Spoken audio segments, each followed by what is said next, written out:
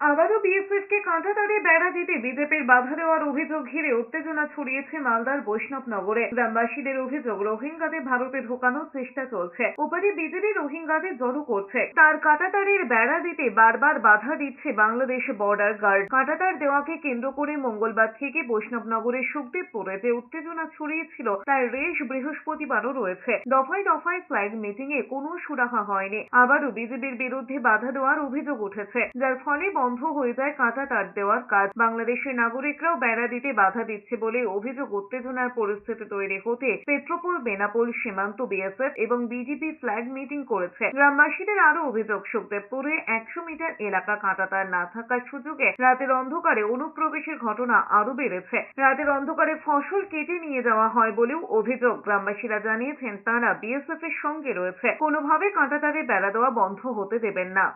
সব পরিবার নিয়ে বসে আছে, ওখানে হুড় লাগিয়ে তারা ঢোকার চেষ্টা করছে। ওনাদের কোনো কাজ নাই, একমাত্র সন্ধ্যা পরে আছে আর তারা হুড় লাগাবার জন্য আছে। বিএসএফ অ্যাটাক করার চেষ্টা করেছিল, তখন আমরা সাথে সাথে আমরা খবর পাই এবং আমাদের গ্রামবাসী, পুরো গ্রামবাসী আমরা একতা হয়ে তাদের উপর আমরাও এগিয়ে যাই বিএসএফের সঙ্গে সঙ্গে। অবশ্যই বিএসএফ যখন যেটা বলে সেটাই আমরা সবসময় প্রস্তুত।